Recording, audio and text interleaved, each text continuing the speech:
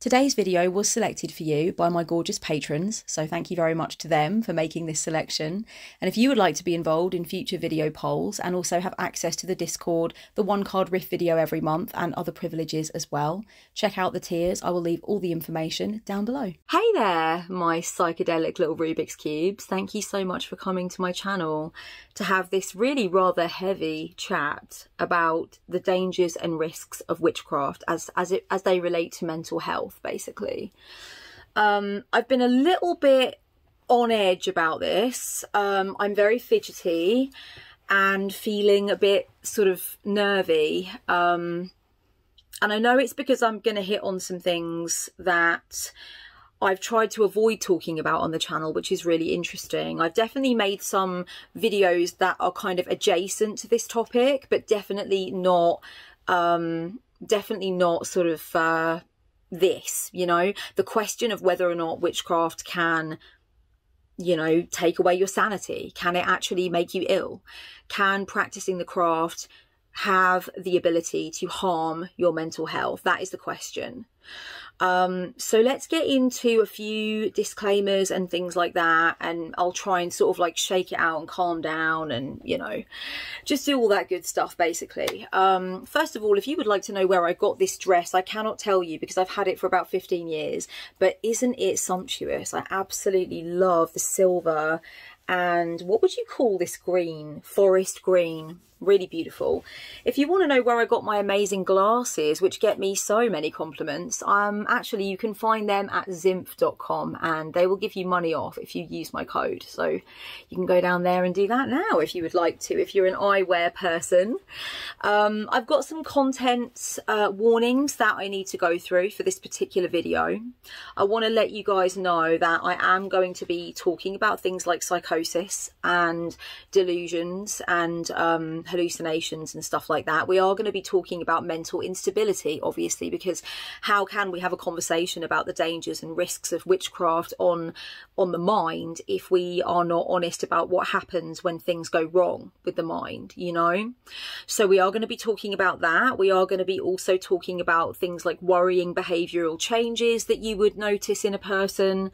The video will have a mention of drug use there as well, and a small mention of issues to do with eating. I'm trying to think if I've left anything out, but basically if you know as you're listening to this list that you're not ready and that this video is not for you, you can click off. I promise you I will leave the video here, so if you want to watch it in a few weeks time or a few months time, that's fine, you can do that. You know, you don't have to watch it right now if you do not feel safe to do so right now. And I think that's really important. So please take that disclaimer, do with it what you will. This video is not going to be majorly academic. I mean, none of my videos are. None of my videos are like overwhelmingly filled with stats and figures and studies and stuff. It's usually me talking either from the perspective of a witch or from the perspective of a spiritual counsellor and a mentor of witches, and a card slinger and all that stuff. Or I think the other half of my videos are usually those where I'm talking about my perspective as someone who's been through a lot of shit and had a lot of mental health issues myself. So I'm going to be talking today from the perspective of a little bit of all of that, really. You know, I've spoken to thousands of clients. I'm very, very privileged to be able to do what I do and to give readings and sessions. And I've spoken to thousands of clients about this kind of thing and about their worries and everything. So I have noticed some patterns and some ongoing concerns. And I kind of want to put them into this video a little bit and answer some questions that do come up.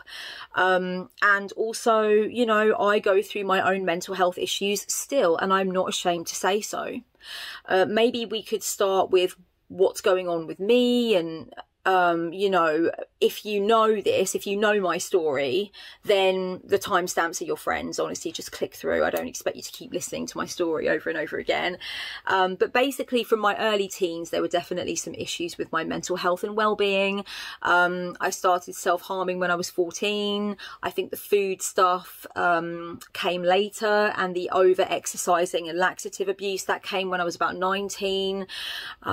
Definitely between the ages of 14 and 23, I was struggling with psychosis, and that means delusions, hallucinations, that kind of thing. I have been through, you know, quite a lot. I went through a suicide attempt at the age of 17. So it's interesting, this kind of video, making this kind of video for you guys is kind of interesting, because I am such an open witch. I'm such a public witch, and yet I've gone through all of these different things. And you know, the question sort of is begging to be asked, like, you know, what kind of negative effect can witchcraft have on you? And I suppose it's weird, because for me, obviously a massive part of my message always has been that witchcraft is wondrous, and it gave me back my life, and it saved my life, and I love being a witch, and I love everything about it, and it just gives me so much joy and positivity. And I know that my mental health has vastly improved as a result of being a witch. So you may worry that I'm going to be a bit biased during this video, and I'm not going to sort of give you the other side of the coin. And I want to reassure you that that's not going to be the case. Okay, I really want to let you know that we're going to go into a lot of different things, and you can look at the timestamps to see where this is going. But I'm just saying that from my point of view, I have been through what I would say is some heavy, heavy shit with mental health. And anyone who knows me and has known me for, you know, knew me during that time would say the same. And I also find that the craft has given me so much beauty and so much happiness and so much joy, so much stability. So that's where my sort of feeling is, and that's my personal perspective on things. Would it be fair to say that my witchcraft and my beliefs as a witch are just literally me being mentally unsound in a different way? Would it be fair, for instance, for somebody to say, well, you know, probably your psychosis just morphed into you believing that you have a very nuanced relationship with a goddess, and the phases of the moon are important, and, you know, because that all is mentally unsound too, or whatever. And if somebody wanted to say that, you know, I guess plenty of people would, I guess, say that. But I don't have any concern about anything that I'm doing in my practice being just another form of my psychosis or my mental instability or any of that. Actually, quite the opposite. When I was ill and I was really at my sickest, and I was going through delusions, and I was going through paranoia, and I was really wondering what the hell was going on with my brain, and it was really scary, I did not like that. I did not like that. I didn't feel like I had control over that. I didn't feel like that was something that I wanted to call into my reality, and nothing about it was fun. Whereas, you know, in stark contrast, obviously, you know, I'm going to say that I work with goddesses and I work with beings, and it's all fun and I love it all, and it's beautiful, and it's the total opposite, right? So you could say that both things could be brought together into a conversation about what is mental stability. And is mental stability just making sure that you only believe what the next person believes or the next person believes, you know? But really what I'm looking at is, how did it make me feel? And my psychosis and my, you know, that whole time in my life, darlings, that did not make me feel good. Nor did it help me to cope very well with consensus reality at all. In fact, sometimes I really just did not understand what was going on. You know, there were times where I really felt so disconnected and so afraid. And And with witchcraft, it's the total opposite thing. So I guess I just wanted to start there. And I think before we talk about the dangers that could be inherent in practicing the craft or looking into the occult or any of that stuff, I want to talk about the benefits of the craft, you know? So as I mentioned, you know, my message on my public platform and my private belief has always been that witchcraft has been an incredible thing for me, and it's really helped me. I'm not going to say that I believe that way for everybody. I'm not going to say that I believe that is absolutely, you know, the blanket truth for everybody in all of existence. But here in my book, Rebel Witch, there is a list of some of the wonderful benefits of witchcraft. And I want to read you some of these. I just want to read the list. I'm not going to read the descriptions that I did for all of them. I'm just going to read the list before we get into talking about what the dangers could be, because I really want to begin from the perspective of how wondrous the craft is, and how wondrous it can be. Then I'm going to get really, really fucking real about when it can go wrong and about what to do and about all that stuff. Okay, here are some of the key reasons that people become witches: to feel stronger and more empowered, to connect with nature and natural forces, to build self-esteem, to promote self-discovery, to heal wounds and feel happier, to take revenge and right wrongs, to bring in money, success, love, health, etc., to satisfy curiosity and to see what's really possible, to become a better human being, to help and heal other people, to protect and shield property and loved ones, to fuel activism and social justice, to connect with other witches to do collaborative work, to complete creative projects, to find answers to life's deep questions, and to increase self-expression and authenticity, and to make life more interesting. That is the list that I put into my book, Rebel Witch. And so you can see that I'm coming from quite a happy-go-lucky, positive, you know, perspective, I guess. I want to be really clear about something before we move on to talking about what the dangers of the craft could be on, you know, on your mentality and your mental well-being. I'm quite a serious person in a lot of ways, and I thought very, very hard about a lot of things to do with my psychosis and to do with my illness and stuff like that. And it was really, really important to me as I was going through my stages of illness, and as I was like going through therapy and whatnot, and as I was medicated for a time and stuff, it was really important to me that I took very seriously any experiences I was going to be giving to myself that might actually be detrimental and might take me in the opposite direction. They might pull me back, when it was really important to me that I was, you know, on this healing journey. So for example, with psychedelic mushrooms, which I now have a very long-standing relationship with. I first did mushrooms, gosh, ever such a long time ago, and with anything like that, I had a deal with myself that even though I had wanted to take mushrooms, and since I was a little girl, ever since I found out, okay, about these things called magic mushrooms, I wanted to take them. I had a deal with myself that I would have to be 2 years psychosis free before I took magic mushrooms. And I'm not going to go on into the other deals that I had with myself and stuff like that, but I want you to understand just from that one example that I was not reckless. I was not recklessly like going onto the astral realm and like talking to all these gods. And I knew that I was a witch from young, but I took steps, you know, and that is because I recognised that all through my teens and my early 20s, I was not right. And I've always been really proud of myself in knowing that I was not right, that I just took it slowly, you know. I did do some spells, I did do some rituals and all that kind of thing. But there were certain things that I read about in witchy books when I was doing all my studying and getting excited about the craft that I knew I wasn't ready for. I knew I wasn't ready. And I knew I might have done some of it when I was a kid, because I was a really, really witchy kid, right? But in terms of consciously, what am I choosing to do? I'm not doing mushrooms until 2 years from the last time I had psychosis. I'm not trying astral travel until, you know, blah, blah, blah. Like, I was quite serious about it. I didn't want to plunge into something because I knew witchcraft was so potent.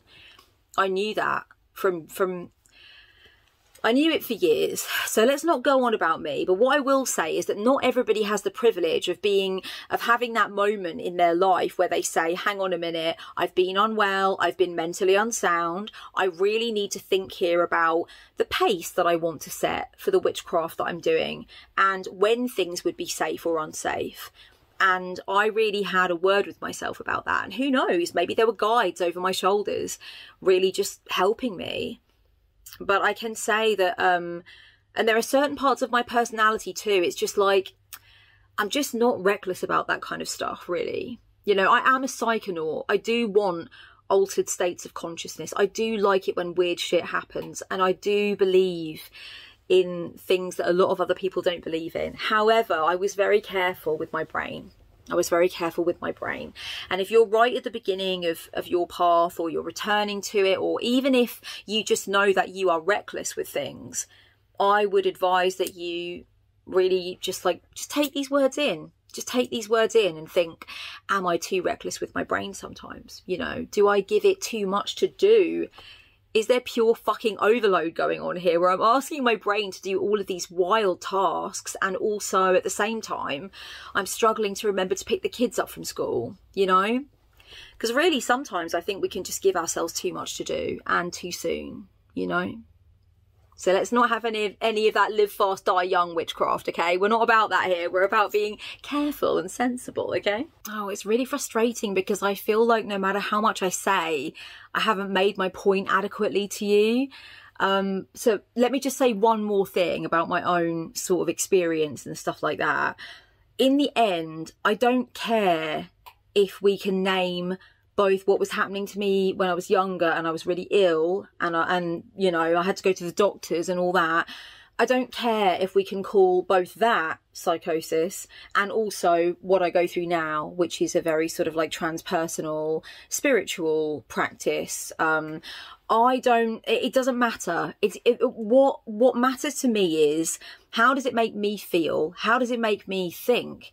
And can I get on with the business of living while it's happening to me? And with the first thing, the reason that I would call that illness and mental instability and a problem and something that needed to be solved was because no, I could not deal with consensus reality, and I could not get my shit together, and I was harming myself, and I missed my exams at school, and you know, like, it wasn't good. Whereas with this, okay, fine. So it might be psychosis in some people's minds, or it might be some form of delusion in some people's minds. But how does it make me act? How does it make my reality? Does it help me with my down days when I'm depressed? Does it help me move on with motivation when I'm writing my book? Does it help me to solve emotional problems when I've been through a fight with a friend or whatever? Yeah, yes.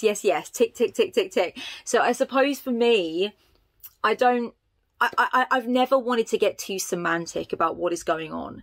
What is going on now might look weird to a lot of people. It might look weird as shit, all right? And we're going to get into that a little bit more as we get later into the video. But the way that the effect it's having on me, that's what really matters. That is what really matters to me. And after the 7 layers of untold hell that I feel like I've been through with mental health when I was younger, I think that's all that should matter to me. Really, it's just like, how is it helping or how is it hindering?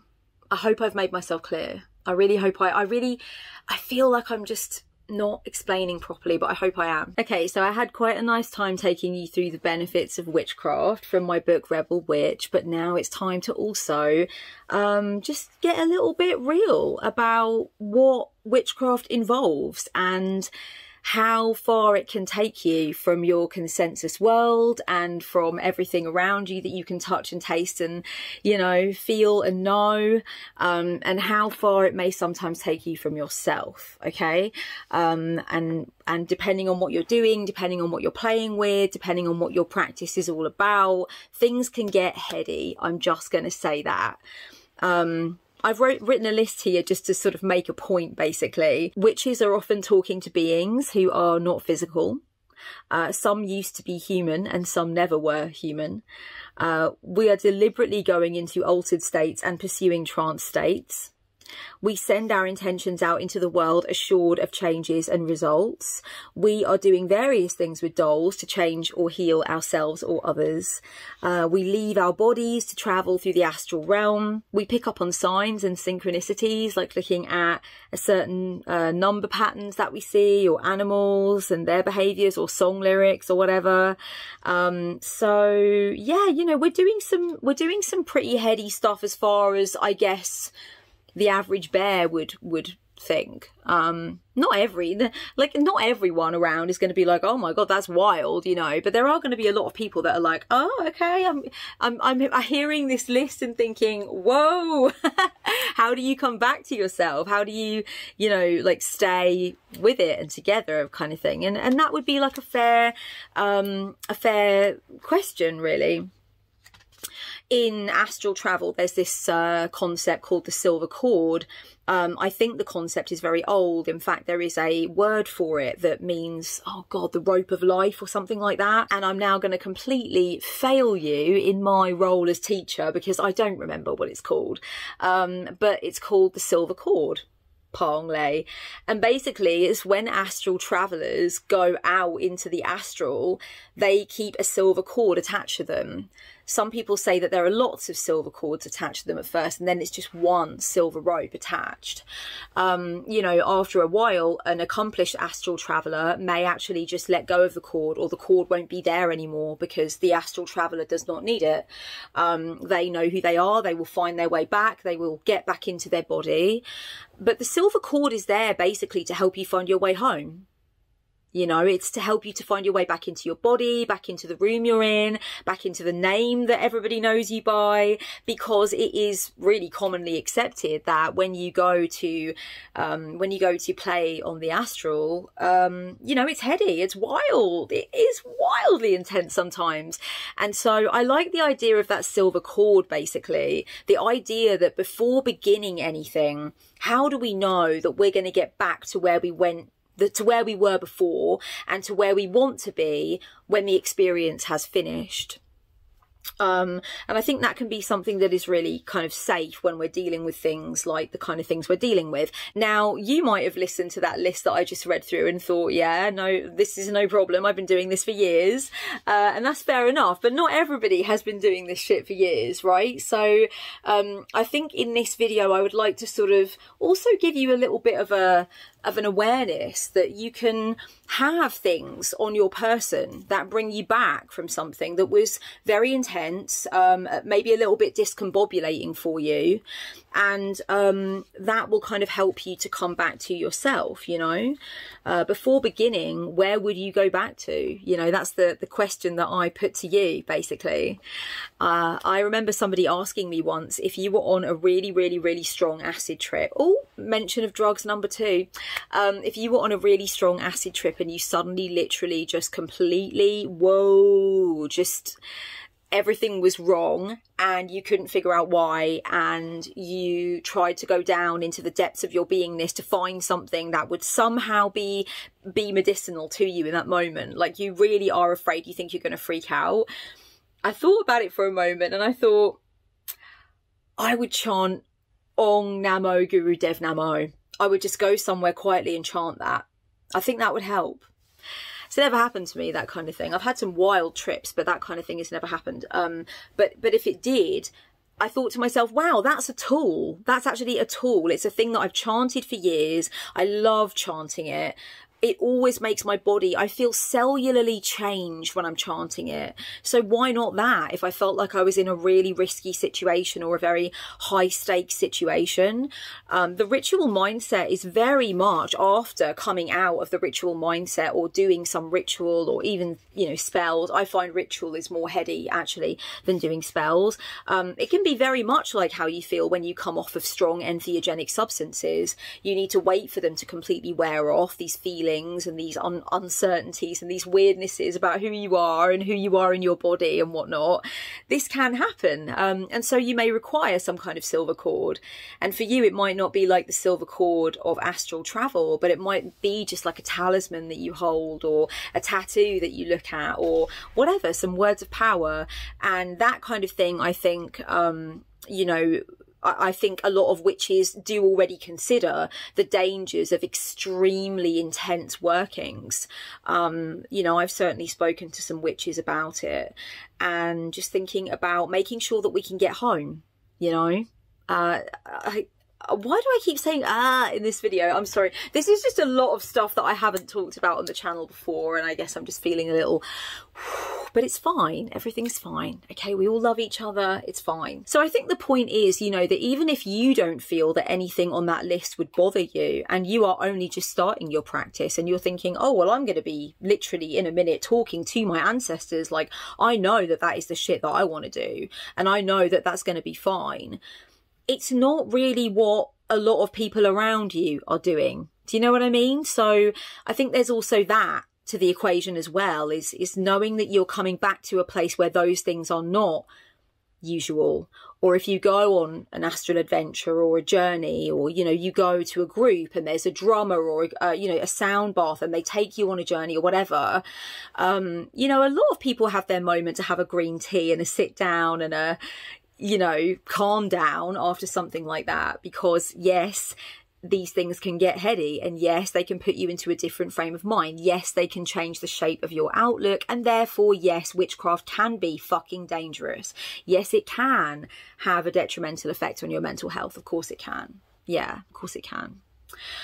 So I suppose that was a long-winded way of getting to my point. If you will allow me, I would like to read something that I wrote directly from my notes today for this video.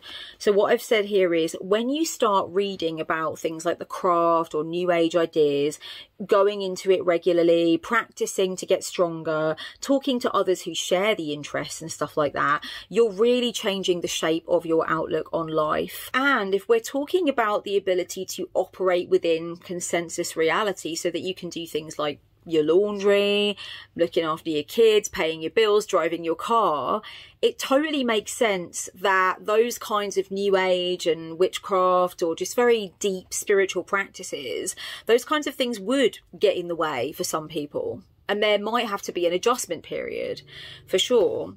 I have chatted to clients for whom this has happened, and I have chatted to clients who have watched a loved one get lost in the new age, and watched their loved one become unstable, depressed, obsessed, only wanting to talk about witchcraft or new age ideas, angry, arguing about what's true about the nature of reality, becoming very reclusive, compulsive behaviours coming up, interest in certain spiritual figures and their teachings, with almost a desperate amount of focus, you know, like obsessing over certain people in the spiritual community. Like, these things can definitely happen. They may have happened to someone you know. They may have happened to yourself. You may have started reading about things within the spiritual realm and had a full-on fucking spiritual emergency. And if you don't know what a spiritual emergency is, I have made a video about it, so I will link it down below, along with a few other things that it might be useful for you to know about. But these things do happen. Yes, you open up an incredible amount of opportunity to really think about the way things work, and it's not an easy ride for everybody. And if it hasn't been a really easy ride for you, don't shame yourself for that. If you do feel that you went a little bit unstable for a time, don't shame yourself for that. If you feel that right at the moment you're not quite sure, you know, how much you can depend upon your mental stability whilst you're doing things like the spells and the rituals and the reading and the whatever, don't shame yourself for that. But it's time to really get real about what's real and notice that this is something that is in the way for you, and it is a problem, and we need to put it in check. It doesn't make you any less of a witch. I'll tell you that right now. It does not make you any less of a witch. It does not mean that you're not worthy of the craft. It does not mean that you can't do it if you are experiencing, you know, any of that kind of thing. And also, I just want to say for the record, because I know this is going to come up, this can happen with anything to do with metaphysical thinking or theology or anything. This is not just like, oh, witchcraft can be dangerous. Any extremely pious or focused or intense spiritual practice can have a detrimental effect on the mind. Any, not just witchcraft. We are not just talking about witchy things today. Well, obviously we are, because I'm a witch, so that's like kind of my forte, but I want to say that, you know, yes, witchcraft can be dangerous in that way. Yes, it can definitely, you know, punch holes in your ideas of what you thought was real or whatever. Yes, but that can happen with like anything. It can happen with anything. It can happen with any really super strong paradigm that is just like straight no chaser. This paradigm comes into your life, like smashes the old one right out of the park, and you just kind of sit there mute, like, whoa. So just don't shame yourself, I suppose that's what I'm trying to say. Okay. Being a witch and staying sane, how does it work? Well, for a lot of people, it works very easily. But again, no shame. This is not a competition. It's not a superiority thing. I'm going to read through a list of things that I think are really going to be useful. I really hope they're going to be useful to you when it comes to just knowing what is safe for you and what you can keep in mind if you ever feel like you need it for any reason, okay? This idea that I have might be a little bit too abstract or like fragmented to really explain, but I'm going to put it in the video anyway, all right? Since I'm really sort of feeling like I'm taking an emotional risk talking about this stuff anyway, I'm just going to put this in here, okay? I want weird shit to happen, you know, and I enjoy it. And sometimes, you know, a lot of weird shit happens in the ritual space, in sacred space, when you're doing ritual, when you're doing spells, when you are doing divination, when you're communing with your goddesses, all of that stuff, you know, when you go and have an astral journey, when you go to a group journey, any of that, weird shit will happen. The weird stuff, that's the meaty stuff. That's the stuff we want. You know, the stuff that really gives us that symbolic wake up call, that thing that we can really feast on and be interested in and see if it will alter in some way our connection with the whole thing. I want weird stuff to happen, you know, definitely. I find that sometimes it happens when I'm inside that ritual mindset, of course, but very often it happens when, well, not very often, often enough it happens when I'm not, you know. So a really strong synchronicity may come to me when I'm just in the middle of something else and I'm not expecting it at all, you know, I'm not prepared for it. And so I think to myself in those moments, that's great, but I've got to get back to what I was doing. So I might like make a little note about it in my phone, but then I won't mention it to my friend that I'm having coffee with or whatever. I might not even make a note, you know, it depends what happened and what the whole vibe was. But basically what I'm trying to say to you is that I like being in this world. And I know that witchcraft is a part of this world, you know, magic is a part of this world. But what I mean is I like being in just the world, the ordinary consensus realm, where the majority of people around me are not witches. In fact, I live in England where the majority of people around me are secular. They don't really believe that much. They're not really sure. They're either hardcore, not in a rude way, but basically they're atheists or they're agnostics. I read a statistic the other day that only 11% of people in the UK regularly attend church, you know, so I guess what I'm trying to say is I want to be in this world too. I want to be in this country too. I don't want to constantly be experiencing all of these different things and being in wizard mode. In fact, I'll leave a video down below for you about magician's mindset and how to get into it and how wonderful it is, but how you don't want to be there all the time. In fact, I have a theory that my psychosis was kind of like my magician's mindset, but I just didn't have control over it. I just didn't know how to control it. And so it was out of control and it was freaking me out, basically. And that's one of the many theories I have about my psychosis. But anyway, basically what I've written down here is make sure that you actually like this world enough to not need to always want the weird shit to happen. You know what I mean? A long time ago, I said to somebody, one of my friends who was having a doubt with himself about whether or not to, you know, start taking pills at raves and stuff like that. And I said to him, you know, don't do anything like that if you can't like enjoy walking over crunchy leaves or getting a great coffee at a cafe or enjoying a great book. You know, that's the thing. If you're going to get into like something like empathogens that make you feel incredible, then make sure you have some other ways of feeling incredible. You don't always want to have to go back to that. So I try to be interested enough in the world that I live in that I don't always want to have a holiday to the astral or to the witchy shit that I'm doing. Does that make sense? I really don't know if it will do. But I wrote here, make sure you like this world enough to not need to always want the other stuff. I want to listen to a Pink Floyd album without always thinking, oh my God, that's been sent directly to me. Like that's, you know, magician's mindset where you really see the potency and the magic of everything. I want to listen to a Pink Floyd album, like, and just fucking tidy up my flat. I don't always want to be like, oh, that was for me. Do you know what I mean? I want to see a sandcastle on a beach and just smile and just like sing Jimi Hendrix maybe. Castles made of sand. You know, I don't want to like be late meeting my friend for coffee because I was too busy staring at this sandcastle thinking about what it means for me and what it's telling me and stuff, you know. I want to speak to a friend for hours and hours and hours and never bring up witchcraft. You know, I don't want it to be something that's central to everybody else around me just because it's central to me. I think that's a way to stay sane as a witch.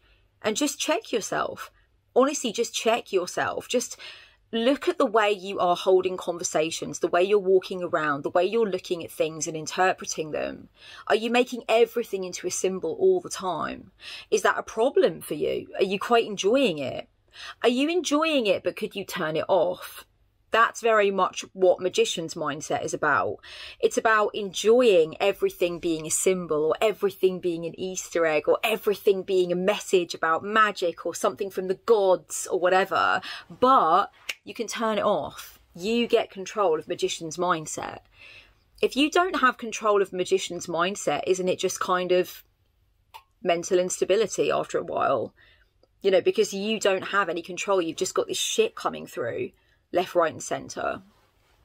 So that's the first thing I wrote about being a witch and staying sane. I also wrote, respect your mental health history. What do you already know about how you sometimes feel or behave? So if, like me, you do have a history of mental health issues, respect that. Go slowly, pace yourself.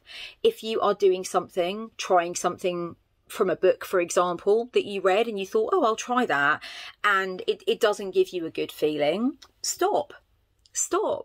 It doesn't make you any less a witch, you know. And I'll tell you something, when I'm in the middle of a depressed episode, I don't meditate. It's something about it when I'm in a depressed episode isn't right.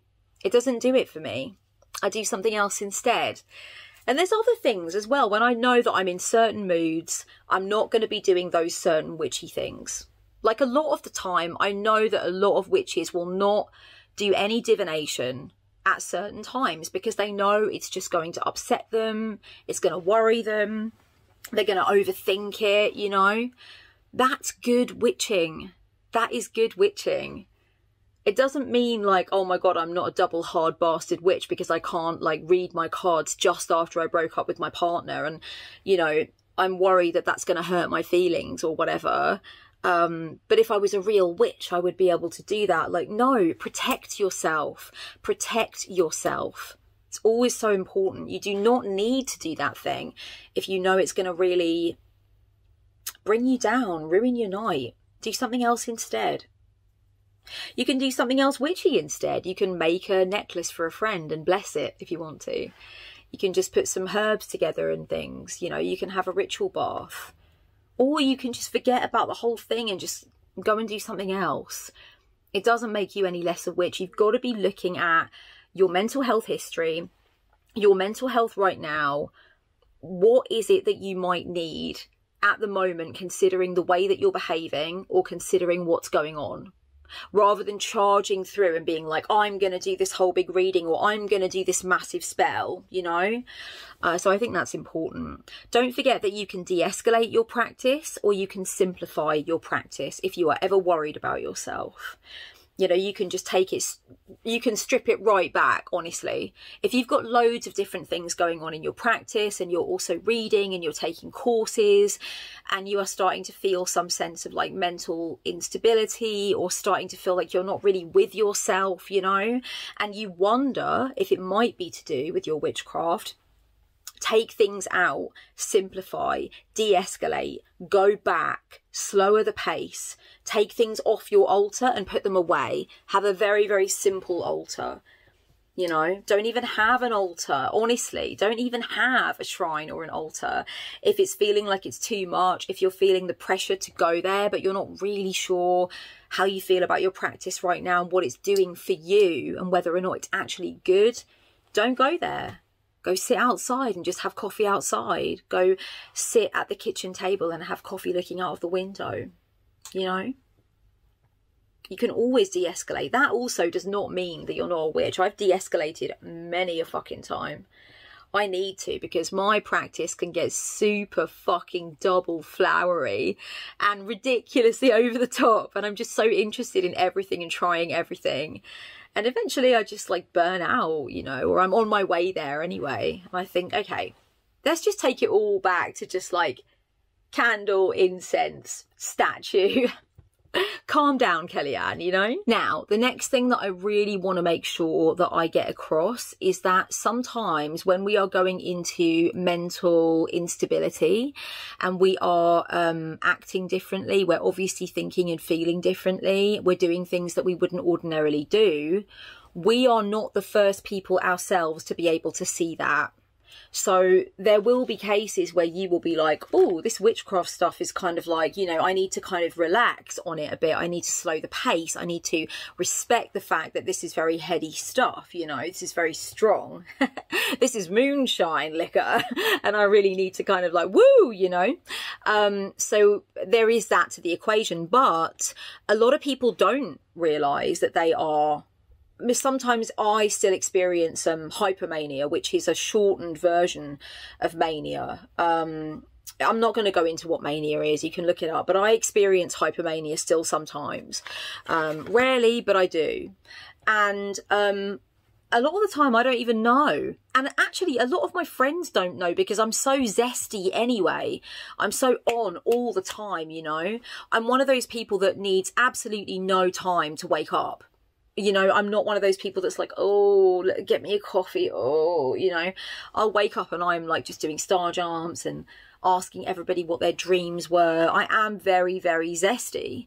And I think I was born of two extremely zesty parents.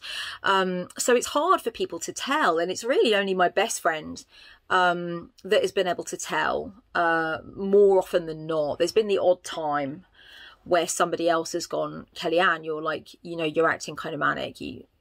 This is something a little wrong here, you know. Why was I saying that? Yeah, because basically you're not going to be the person every time that clocks it. So the next thing I want to say, and I want to get it really clear, if people that you trust and that you love are telling you that you don't seem happy or you don't seem stable, or they have noticed changes in your behaviour and they are concerned about you, believe them. Believe them. Sit down with them. Ask them more about what they've observed. Try not to get defensive, you know, because I think at least when more than one person comes in and says, hey, you know, or it's like an intervention, or a few people say to you, a few different people say to you on WhatsApp, like, hey, what's up with you lately? Or I'm worried about you or whatever. It can be a great temptation to just get super defensive and be like, oh, right, so now I'm on my witchy shit. You think I'm weird, but please do not take that avenue, okay? If you can't access a doctor, then I would recommend that you ask your friends to help you devise a plan that includes information from a free mental health care centre or healthline, and spend time doing the things that you used to do with your friends before, or that you enjoy doing with your friends or your partner or by yourself, okay? It's not always going to be you that's going to realise you've gone a bit off kilter. Also, it might be worth mentioning, if you've been on the path for a while, or you live with people who are very comfortable with you being on the path, it might be worth mentioning actually that you're going to be a bit ritual drunk. I mentioned in a video recently that I've done some rituals where I needed a real serious lie down afterwards. I mean, I really did feel rather changed, and it was an incredibly potent experience, but it was very intense, and that's actually perfectly normal. Like I said, I want weird shit to happen. I don't want to sit on the train and buy a ticket and hope it stays on the platform. I want to go somewhere, you know. So I want weird shit to go down, obviously. Sometimes when I've been living with people and stuff in the past, when I lived with partners, I just let them know that. I was like, look, I'm going to do a really massive ritual at midnight, and I just want to let you know that afterwards I might be a bit wobbly. And that's it, you know. It's just like saying I'm going out later with some friends. I might come back a little bit, you know. So it's really just the same, and you can do that as well. And then they'll know, you know, why you're like that, basically, why you're acting like that. Okay, so the next thing that I've written down on the list of advice for being a witch and staying sane. If you become really interested in trying to get other people to believe what you believe, that can also be a bit of a problem. Other people should just be able to believe what they believe, okay? If you find that you are taking quite a long time, quite a long lot of focus trying to explain to people how spiritual concepts work and what you've read in this book and what you've done here and how amazing it was and how real it is and how real it is, especially if the person you're talking to seems kind of like scared or concerned or bored, that also can be a problem. Only you need to be on your journey. Only you need to be on your journey. And so if you feel that you need that security of others being like, yeah, I get it, and oh my God, and then, okay, so then Isis said this to you, and then, yeah, you know, if you feel that you need that validation, if you feel that you need that person to come with you on the journey, if you feel that you really need your best friend to read the spiritual book that just blew your motherfucking mind, just ask yourself, why does your best friend need to read that? Why? Is it for them? Is it because you really, really deep down believe that it is what they need? Or is it because you're becoming obsessive? I know it's a really tough love kind of question to ask, but really ask yourself that question. Another thing I wrote was, ask yourself how your witchcraft makes you feel, but not just that. How does it make you move around in the world? How are you making your decisions? How are you treating people? How is your life shaping up? And I know I mentioned this earlier when I talked about my own perspective on why I find the craft so positive. You know, but what I'm really meaning, what I'm getting at is that witchcraft is a tool for the betterment of your life in some way or another. Maybe across the board, maybe just with one thing, who knows? But you've got to be seeing some evidence of that, you know? How is witchcraft touching you? It's okay if you're not sure yet because you haven't really been practicing for very long. But if you can admit to yourself that you've been more scared of things or more insecure about things or very fearful or acting a bit weirdly or not picking up the phone to people that you usually love talking to, I think all of these things would sort of direct us towards a problem. I'm not saying you're mentally unsound, but I'm saying, let's look at that. Let's be honest about that. Let's write that down. Let's think about how we can correct that. There's absolutely nothing wrong with having loads of excitement about witchcraft, whether you're new to the path or whether you've been a witch for donkey's days like me. Witchcraft is exciting and I love it. And that's why I love the fact that there's such an online community where we can all get together and chat. And I would definitely recommend that if you know that you are harping on a little bit about your practice with people that maybe aren't interested, or maybe you are actually kind of frightening them because they've never heard you talk like that before. And so it's kind of making things even more complicated. Go online, come and hang out online with us, get an Instagram, you know, get a YouTube, whatever, and come and hang with the people who do want to talk about that. Not all the time, not in an obsessive way, but just sometimes, you know. Avoid following certain people on social media too closely and avoid imitating witches that you admire. What is your practice about? You know, I think that's something that can get problematic for sure, is when someone is really feeling like they want to do it right and they want to do it full pelt and they want to go balls to the wall into their witchhood, you know, and that ties in with what I said earlier about compulsive behaviours, obsession, talking about it all the time, arguing with your friends about your beliefs because they don't believe the same as you, and that kind of crap, right? I think that some of that can come, or some of that can be sort of spurred on by social media. So let's definitely check how often we're checking the witchy hashtags. Let's definitely make sure that we are ensuring that we're not spending too much time watching witchy content, she says, with her massive video of witchy content. Aha! And I've written here, do you have religious trauma from a religious upbringing or from some former religious time in your life where you had a completely different religious setup? Were you raised in such a way that you feel you were harmed by what happened to you? If you were, I have a couple of videos about that I will put down below, about dealing with religious trauma, especially coming out of a very steadfast evangelical Christian perspective. I think if you have religious trauma that stops you from enjoying your witchy path, no matter how long you've been on it, then please do talk to other witches who feel the same and have managed to come through it and get over it, you know. Get support, watch the 2 videos I've got on this, and if you want to talk to me about it, there's spiritual counselling sessions available. I have gone through this with quite a few witches as well. So, you know, I find that for me, I honestly really believe that when we teach kids from young an extremely zealous, rigid idea of what happens, you know, after you die and who God is and what you should do, like, I really can't help but find that borderline fucking abusive. I'm sorry. I know that the parents are often thinking they're doing the right thing, and it's obviously, you know, it's obviously a need to break the cycle. It's a cycle that hasn't been broken, but that doesn't mean that it's not an abusive cycle. So if you're finding that you're scared of what you're doing on your witchy path because you're scared of hell or you're scared of the devil or whatever, reach out for that support. You are not alone. You're a very long way from being alone. Okay, darlings, thank you for sticking with me. I want to say a few more things, basically. I want to talk a little bit about the responses that people may have when somebody starts a witchy path or really sort of like ups the intensity of their witchy path or spiritual path.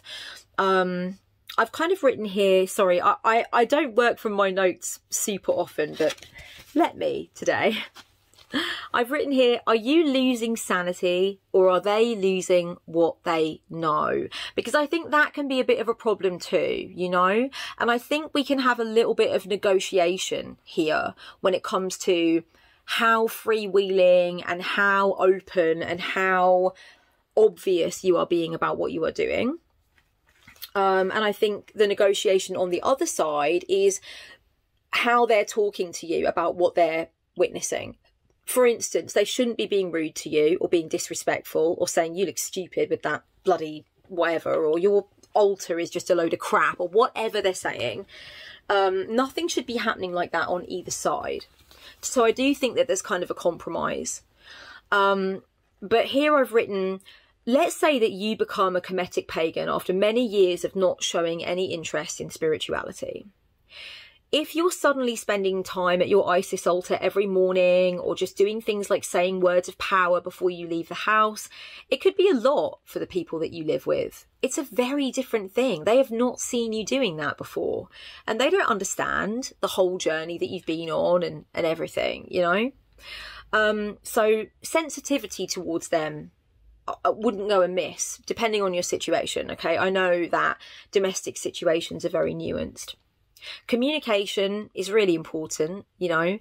I think it can really lower people's fears about your mental health. If you know that your mental health is fine and you are not mentally unsound, and people around you are just worrying because they're seeing you doing things differently than you've done them before, the best thing to do is to say probably less about your path. Don't over-explain, under-explain, okay? Just say that you're looking into some things right now and they're making you feel really great and they're making you feel stronger and you're just excited about it and you don't know where it's going to go yet.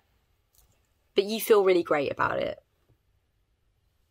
I know it's an under-explain. If you have already read several books and you're like talking about it online or whatever you're doing, then you might want to talk about all of that with your partner or all of it with your sons and with your children and whatnot, right? But sometimes it does help to just let people have their own processing time, seeing you being in a very different spiritual scenario, because it can be scary. And so sometimes it's good to under-explain at first, I will say that, and only communicate what is safe, okay? If you have my book Rebel Witch, you know that there is a big part in there about the broom closet, and I do posit a very strong opinion that I have that there is not always a reason to come out of it, and we have to think about whether or not it's safe, okay? Is it going to be comfortable for you to come out of the broom closet? But I just wanted to mention that, you know. And I guess I also wanted to say that it really annoys me because a lot of the time when I have conversations with people about, you know, my family don't like me having an altar and they're not happy with me saying I don't want to go to church anymore, or they're really scared about what's happening, they think I'm losing it or whatever, I always think to myself, if you're going to say that somebody is deluded or unsound of mind because they are, you know, paying attention to the you know, the moon phases, or they've got a book of shadows or whatever, they're like celebrating the Sabbats, then you've got to be equally prepared to say that you are concerned for the mental well-being of somebody who stands in front of a bleeding guy on a crucifix and makes the sign of the cross on their body. Like, we're all doing spiritual shit. Just because it's not the thing that is the norm in your family doesn't mean we're not all doing things that if aliens came to Earth, they may find incredibly odd. So we're all doing some incredibly odd things by the standards of somebody else. So it just upsets me as well that somebody could say, well, I'm really worried about you. You're acting kind of weird. And, you know, I'm not really very happy about the way you're acting. And I think we should take you to a doctor. You're acting so strangely. And I think to myself, yeah, but I bet that if they just went to the local church right now and got into a pew and sang a prayer and like prayed to Jesus and blah, blah, blah, you wouldn't have any issue. But really, what is it? It's a bunch of symbolic things that we are doing to express how we feel about being here, what it means to us, and the sanctity of it. And the madness of it sometimes for me, to be honest. I think my witchcraft journey is quite existential at times. But anyway, so maybe that could be a little sweet burn. If somebody says they're worried about what you're doing and what's this statue here, you can say, well, you go and look at a lot of statues on Sunday, Dad. Don't you? But obviously, again, nuance. I do not want to put you into any trouble with your father. Okay, or anyone. I want to talk very briefly now. Sorry, I won't keep you much longer. I want to talk about some problems that are not mental health oriented that you may want to look out for as well. Okay. If you come from a very powerless background or something really difficult and really painful happened to you, it can sometimes be the case that you enter witchcraft feeling like now you're going to power up, you're going to get your revenge, you know, you're going to hurt others, and you may become obsessed with that for a while. Like, don't get me wrong, I've got nothing against hexing or cursing, and it says so in my book, all right? So don't come at me, hexers and cursers and banishers and binders. So I would say that it's good to use the craft to heal. The craft has a lot in it that can help you to heal. You do not just need to use it for revenge or to feel powerful or to have those things you never had, those feelings of freedom, those feelings of respect. You know, also think about using it to heal yourself and break cycles if you need to. If you know that you are sometimes behaving the way your abusers behaved, use the craft for that as well. It's a very good tool for that as well. Next thing is you become entranced by cult-like figures, their groups or their philosophies. This is a thing that can be an issue, and it does kind of go into mental health territory because you know, you can end up completely brainwashed. You can end up like giving away savings or being told that you can't talk to your parents anymore, so you just don't talk to your parents. I'm not going to go into it too much more, but I'm kind of assuming that a lot of people that are watching this video have watched a lot of documentaries on cults, because often my people that watch my videos are really similar to me, and I fucking love watching documentaries about cults. So you know all about really what cults are, what a cult leader is like, you know, what are the characteristics. Take care with that, you know, that it's one thing to be really interested in every single thing that somebody brings out and be really excited and really think of them as a teacher, and it's quite another thing to be so invested that you are losing yourself completely. So I wanted to mention that as well.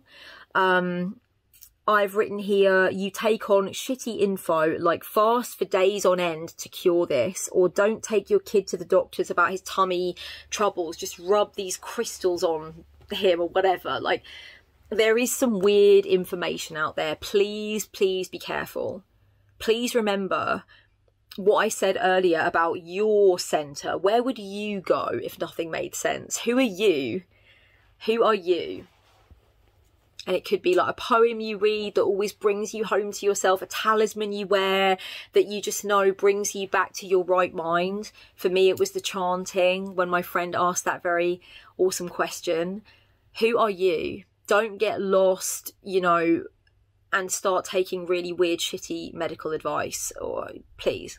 There's a lot of complementary therapy in the New Age, and there's a lot of complementary stuff in witchcraft as well, but just be safe. There's some weird shit people are saying out there, honestly. Something else I wanted to say is, if you have overspending problems, the witchy path is going to be difficult for you. Please be extra careful. If you are dealing with your overspending problems with debt management or in therapy or with your partner or anything like that, you might want to mention it to them. But there is a lot of very pretty shit that witches constantly want to buy. The decks, the crystals, you know, everything. So I wanted to mention that overspending can definitely be something in the witchcraft realm that I have seen, I have experienced myself, I have helped clients with. So just letting you know. And of course, you know, the final thing that is not really so mental health oriented is that you may fall into an ideological rift with a family member or a friend over religion, death, marriage, the raising of children, or something else. And it is really scary. It's scary if you come out as a witch, knowing that somebody might just say, I can't be your friend anymore, or I'm not sure about you anymore, or I don't want you at the family christening, or whatever. You know, there is a lot of fear in that. And I want to end this video by saying, if anyone has any other things that they think that I could speak to about anything like that, you know, just questions that you have or focus areas that you think I could make a video on, I would be happy to consider them. I don't take every single suggestion that's made, but I would be happy to consider talking more about these kinds of things. So just be prepared. If you're going to come out of the broom closet, I would say just be prepared. I'm losing my voice. Okay, I'll leave some other links down below of videos that I have done that you might find of interest or that might be helpful. You might want to check out my Patreon. We have an adorable Discord community and monthly goodies. And yeah, that's just basically everything. I really am so delighted that I got to take on this topic, and I hope that it helped. And please leave your comments down below. I'm really interested on this one. You know, have you been through anything like this? Were you worried at one point about it? Are you a former witch that felt like it really wasn't for you because of mental instability? Do you need help right now because you feel somebody in your life is experiencing, like, you know, going off the deep end, and you want to know what to do? Is that you right now? You know, I do think the comments are largely a safe space, and I do have an administrator that helps to keep them a safe space as much as he possibly can. So if you have anything you want to say to me and to each other, please do. I don't know why I'm losing my voice, but it's a sure sign from spirit. It's a sure sign from spirit that it's time for me to go. So thank you so much for being here. Much love. Until next time, blessed be. Mwah.